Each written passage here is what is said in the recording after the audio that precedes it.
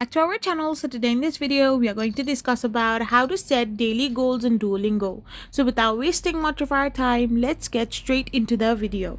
So if you want to set daily goals in Duolingo, all you can do is simply go to Duolingo.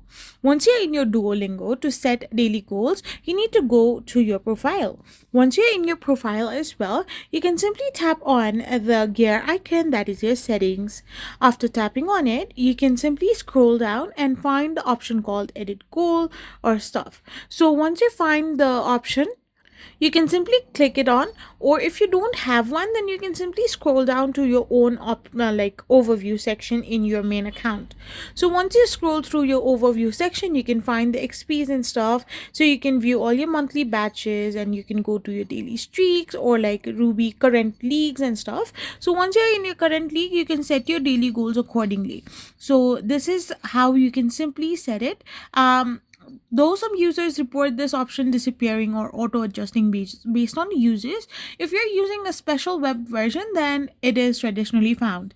I hope you found this video helpful, so don't forget to hit that subscribe button and do give us a thumbs up. We will be back again with more informative videos. Thank you for watching.